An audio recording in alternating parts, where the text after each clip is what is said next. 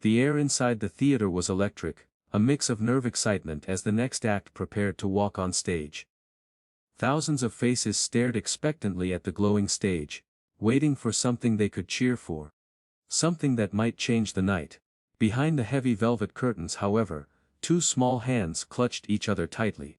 Not out of fear, but out of habit. Lee and Liana had been holding on to each other, since the moment they were born, because they had never known life any other way. They were conjoined at the torso, their movements forever linked. Their lives stitched together not by choice but by fate. Yet what fate had taken away in independence, it had given back in something rare and beautiful, a bond so unbreakable. It could only be described as soul deep. "Are you ready?" whispered Leah, her voice trembling. Liana squeezed her sister's hand, and gave a small smile. "With you, I'm always ready." The stagehand motioned for them to enter. As they rolled their wheelchair forward, the curtain slowly parted, spilling golden light across their faces. For a heartbeat, the entire auditorium froze. A wave of murmurs rippled through the crowd, gasps, whispers, and the sharp intake of breath from people who weren't sure how to react. The sight was unusual. It was unexpected. But it was real. The twins smiled at the audience, their nervousness hidden beneath years of practice. They had seen those reactions before, on crowded streets in Manila, at airports, even in classrooms where other children didn't understand them. Sometimes the looks were cruel. Sometimes they were filled with pity. But tonight, standing on one of the biggest stages in the world, Lee and Liana weren't here to be stared at. They were here to be heard. The judges leaned forward. Heidi's eyes softened instantly. Sophia crossed her hands against her chest, Howie tilted his head with curiosity. Even Simon Cowell, known for his guarded expression, seemed to pause longer than usual. "Good evening." Lee began, her Filipino accent gentle but clear. "I'm Leah," she said. "And I'm Liana," her sister followed, their voices weaving together seamlessly. The audience waited, hushed, unsure what would come next. "We grew up being told what we couldn't do," Lee continued, her gaze flicking to her sister for strength. "We couldn't run like other kids, we couldn't play sports, and sometimes people thought we couldn't dream. What when we sing?" Liana's eyes sparkled as she looked toward the microphone. "We feel free. We forget that we're different. For us, music makes us whole." A beat of silence stretched across the hall. Then, slowly, softly, the crowd began to clap. An unspoken promise that they were ready to listen, not to the story of two conjoined girls, but to the voices of two dreamers who had carried each other all the way to this moment. And as the lights dimmed, and the first notes of their song prepared to play, Leah and Liana leaned into the microphone, side by side, ready to show the world who they really were. The stage lights warmed their faces, and the audience still hadn't fully recovered from the surprise of their entrance. Lee and Liana sat poised, their hands intertwined, their shoulders pressed together as they faced the world's most famous panel of judges. Simon Cowell leaned forward, his elbows resting on the table, his gaze steady yet softened. His usual sharp expression had shifted into something almost tender. "Tell us your names," he said gently, his British accent carrying across the silent auditorium. Leah's lips trembled for a moment before she spoke. "I'm Leah." Her voice was small, nervous, but sincere. "And I'm Liana," her sister finished without hesitation, completing her thought the way she always did. Their words blended into each other as though rehearsed, but it wasn't rehearsal. It was simply who they were.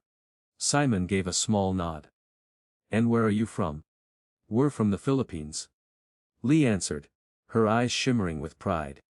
"We grew up in a small town where life wasn't always easy." A murmur of encouragement rose from the crowd, many nodding in silent understanding. Howie Mandel leaned in next. "And what are you going to do for us tonight?" The twins exchanged a quick glance before answering in unison. "We're going to sing." It was such a simple statement. But the way they said it carried weight. Singing wasn't just a talent for them. It was survival, it was freedom, it was proof that their spirits were limitless, even if their bodies were bound. Liana cleared her throat softly, her gaze shifting toward the massive audience. "We've spent a lot of our lives being told what we couldn't do. Sometimes people looked at us and saw something strange. Sometimes, even something broken. Leah picked up the thread, her voice stronger now. But when we sing we don't feel broken. We don't feel less than anyone else. We feel whole. Complete. The theater fell silent again, but this time it wasn't from shock. It was from admiration. The vulnerability in their words had pierced through the hearts of everyone listening. Sofia Vergara placed a hand over her chest, her eyes already glistening. "That's beautiful," she whispered, not even realizing her microphone caught the words. Simon studied them quietly, as though measuring not just their talent but the courage it took for them to stand there. His voice dropped lower, almost personal. "Lee and Liana, I think I speak for everyone here when I say, you've already shown bravery just by stepping onto this stage. But now, I want to hear your voices. Show us what makes you you." The audience erupted in applause, a wave of energy and encouragement washing over the twins. Their eyes widened with wonder. For perhaps the first time, they weren't being looked at with pity. They weren't being looked at with respect. Lee turned slightly toward her sister, whispering, "This is it." And with a single nod between them, they prepared to begin. The theater hushed to a stillness so complete that even the sound of someone breathing felt loud. All eyes were locked on Lee and Liana, as the first delicate notes of the piano floated into the air. It was a simple melody, stripped bare of distraction, almost fragile, like the moment itself. Lee leaned closer to the microphone first, her voice trembling on the opening line. It was soft, almost tentative, as though she were testing whether the audience was truly ready to hear her. And then, without hesitation, Liana joined in. Their voices wrapped around each other like silk threads, weaving in perfect harmony. It wasn't just singing. It was conversation, confession, prayer. Every note they sang carried weight, years of being misunderstood, years of wanting to be seen not for their condition, but for their gift. At first, the audience sat completely still, holding their breath. The voices were beautiful, yes, but there was something deeper happening. Their song wasn't polished like a studio track, it was raw. Full of cracks that made it human. You could hear the story in their tones. The laughter they shared, the tears they'd shed. The nights they lay awake wondering if the world would ever see them as more than different. By the time they reached the chorus, something changed. Their voices soared higher, stronger. Lifting not just themselves but the entire room. People began leaning forward in their seats, as if drawn closer by invisible strings. A woman in the front row pressed her hands to her mouth, tears streaming down her cheeks. A father somewhere in the balcony pulled his daughter onto his lap, holding her tight. The twins sang as if their very lives depended on it. And in a way they did. For them, this was not just a performance. It was a declaration. A declaration that they were not victims of circumstance, but warriors of hope. When they reached the bridge, Lee's voice cracked slightly, but instead of faltering, Liana carried the line with even more strength, protecting her sister's vulnerability with her own courage. The audience noticed. A murmur of awe rippled through the room. This wasn't just harmony, it was love made audible. By the final chorus, the atmosphere had transformed entirely. People were on their feet, clapping to the rhythm, tears mixing with smiles. The applause had begun before the song had even ended. A rare, unspoken agreement that they were witnessing something unforgettable. And then it came, the last note. It hung in the air like a prayer, trembling but powerful, before fading into silence. For a single heartbeat, no one moved, no one breathed. The weight of what had just happened pressed against every chest in the room. And then, like a dam breaking, the theater erupted. Cheers, sobs, thunderous applause. The twins looked at each other, wide-eyed, as if to ask, did we really just do that? They had. And the world had heard them. The final note still lingered in the air like a blessing. And for a heartbeat the theater froze in silence. Lee and Liana's chests rose and fell rapidly, their fingers squeezing each other's hands, so tightly their knuckles turned white. They didn't know what would happen next. Would the judges praise them, criticize them, or worse, pity them? Then came the sound. It started as a single clap, sharp and firm, then another, and another. Within seconds, the entire theater exploded in cheers.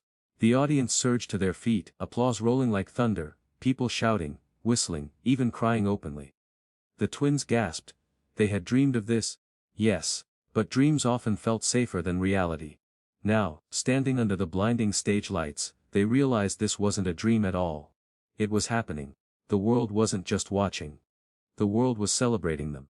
The judges were still seated, but their faces told the story. Heidi was wiping her eyes, her mascara smudging slightly.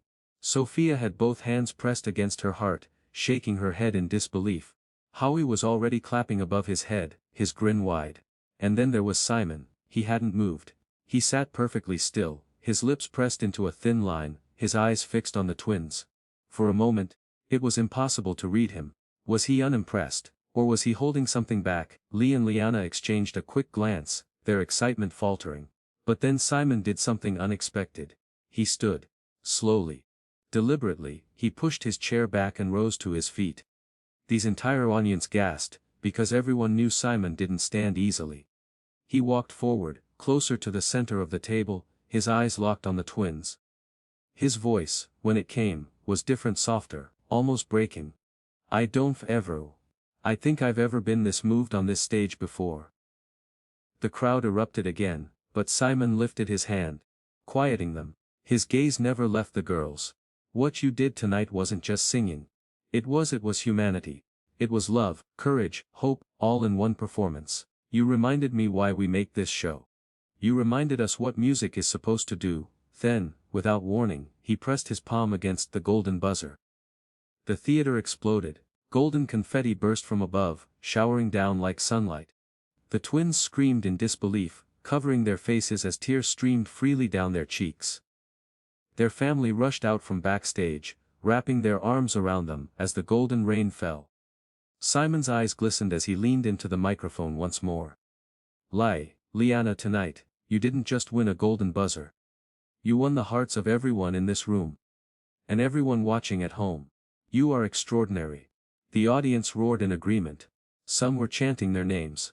Others were holding hands with strangers beside them, united in a moment that transcended language, culture, even borders. For Lee and Liana, who had spent a lifetime being stared at for all the wrong reasons, this was different. For the first time, the world was seeing them, truly seeing them, for who they were. Not broken. Not incomplete. But whole. Golden confetti drifted through the air like blessings from above, sticking to hair, clothing, even eyelashes. Lee and Liana sat frozen for a moment, their hands clasped together, their faces wet with tears. Their family had rushed onto the stage, parents, siblings, even their grandmother, embracing them in a tight circle of love. The girls buried their faces in their mother's arms, laughing and sobbing at the same time. For once, it wasn't the stares of strangers that surrounded them, but the warmth of thousands of people standing in ovation. The audience refused to sit down. Some waved handmade flags of the Philippines. Others shouted words of encouragement. A man in the crowd held his son close and whispered, "Remember this moment. This is what courage looks like." A woman wiped her tears and hugged the stranger beside her. In a world so often divided, this performance had united people in something pure, something human. Back at the judges' table, Heidi was dabbing at her eyes, smiling through her tears. "Girls, that was magical," she said into her mic. "I will never forget tonight. You've given the world a gift."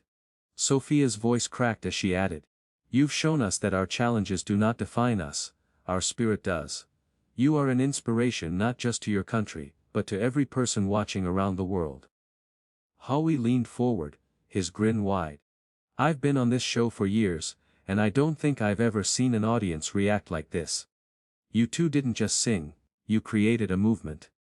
The crowd cheered louder, chanting, "Lee and Liana! Lee and Liana!" The twins wiped their eyes, overwhelmed. Lee leaned toward the microphone, her voice trembling. Thank you for letting us be heard. For so long, people only saw us for what made us different. But tonight," she paused, glancing at her sister, "tonight you saw us for who we are." Ileana picked up softly, her words steady despite the tears. "We hope this reminds everyone, no matter how you look, no matter what you're facing, you are never less than whole. You are enough. Always." The audience erupted again. Many holding their phones high to capture the moment. Social media would soon explode with their story, but in that instant, nothing mattered except the truth hanging in the air. Greatness is not measured by perfection, but by courage, by love, by the willingness to share your gift with the world. Simon, still standing, placed his hand over his heart. You girls didn't just touch this stage. You touched every single soul in this room. I promise you, this is only the beginning. As the confetti continued to fall and the applause refused to end, Lee and Liana looked at each other, smiling through tears. They had come to America's Got Talent hoping for a chance. Instead, they had found something far greater: acceptance, belonging, and proof that their voices, their lives, were meant to shine. And as they rolled off stage, still hand in hand, the message they left behind lingered in the hearts of millions. You don't need to be perfect to be extraordinary. You just need to be brave enough to be yourself.